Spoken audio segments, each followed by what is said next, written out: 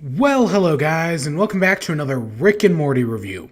In this episode, we're looking at the season 1 finale, Risky Business, or Ricksky Business, however the hell you're supposed to pronounce it.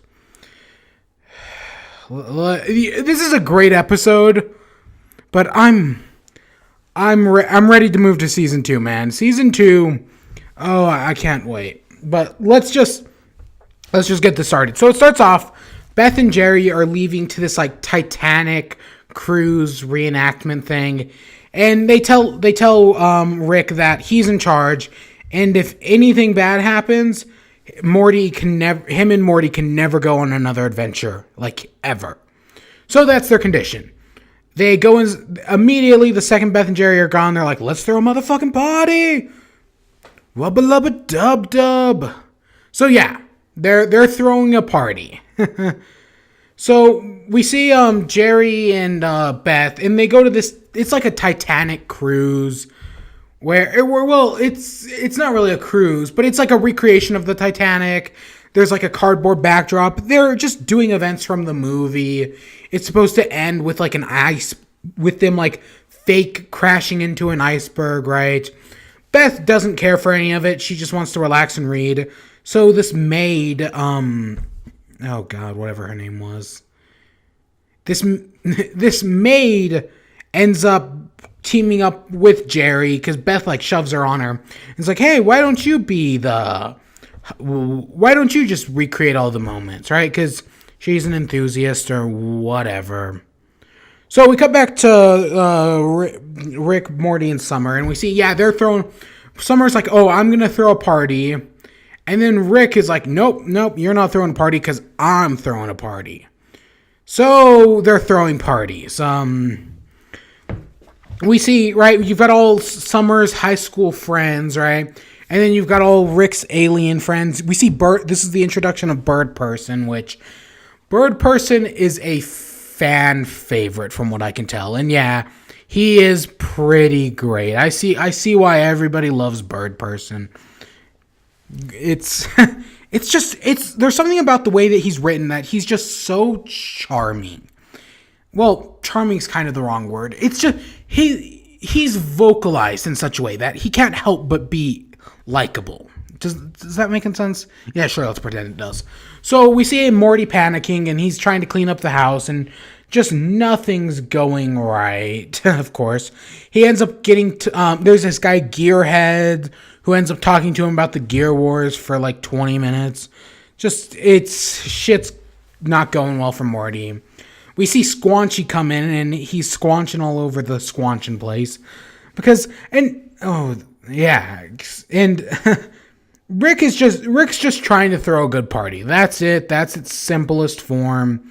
Summer's also trying to throw a good party, but of course Morty doesn't want to get in trouble. Morty doesn't want their adventures to end, even though he kind of does, and the show addresses that later on. Well, that's actually a big portion of the episode. But Morty's just being a complete buzzkill on the party. But he sees Jessica. So we cut back to Jerry and whatever the maid's name was. And they're just on the Titanic, right? Oh, it's about to crash into the iceberg, but because the rails are off, it ends up not crashing. So they're like, oh, we're just going to reset it. And it's basically everything's ruined for them, right? We cut back to the party, and we see Bird Person hook up with Tammy, which, okay. And then Aberdolf Linkler walks in, which, this is how I got introduced to the show. Someone was telling me about Aberdolf Linkler, and they were like, oh, Rick and Morty. Because, yeah, I found out about Rick and Morty at the very end, like right after season 1 had concluded. So they were like, oh, yeah, Aberdolf Linkler. He's this perfect combination between Hitler and Abraham Lincoln. And I was like, that sounds really funny. And that's why I started watching this show. And yeah, I think it is. I like the idea. They tried to create the world's perfect super leader by giving him both Abraham Lincoln and Hitler. And instead, he's just a confused mess he kills everybody, but he also wants to free everybody. He also hates Rick because he does the Ultron thing of like hating his dad.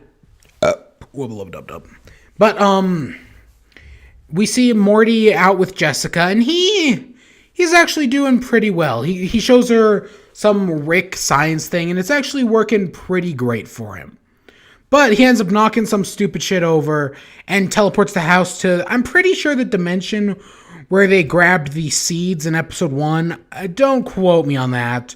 But Morty starts panicking, and Rick's like, there's no problem here. This planet has breathable oxygen. Some guy gets killed, presumably. Well, not entirely. But they're like, oh yeah, everything's fine. Don't worry about it.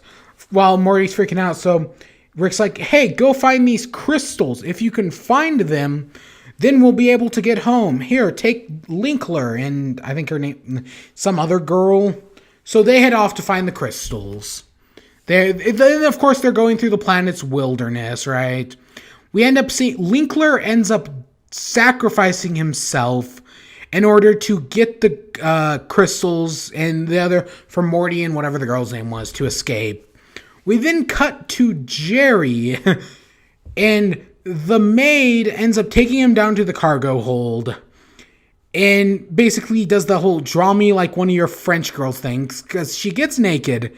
And now I am very anti-censorship, but I am going to censor this, if only because I know YouTube's up a lot of people's asses nowadays about crap like this, and I really don't want this episode to get banned in like every country again.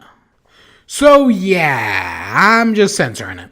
But eventually Beth comes in and uses the book to save Jerry, and yeah. And then we cut back to the party, and we find out the crystals that Morty and whatever the girl's name was, they went and got the crystals, were actually basically like super cocaine. So Rick ends up doing them, does a whole Rick dance thing. Okay, whatever. And then Morty's like, fuck all you all. The party's over. Right? And it basically ends the party. And we see, he ends the party. Rick teleports them back to the dimension. Everyone goes and leaves. And, right, because they're going back to Squanchy's place for a really squanchin' party. But Summer's not invited because, again, she's a complete asshole who's just accepted with popularity, right? They've basically seen Summer for her true colors, which, yeah, all the characters in this show are just they're unlikable assholes, but they're not irredeemable. That's the thing. They still are characters. They still have characterization. Of course, Morty ruining the party. He loses Jessica to Brad. And then we see Morty starting to clean up the house. And this is where we find out what wubba lubba dub dub means. It means I am in great pain. I am in great pain.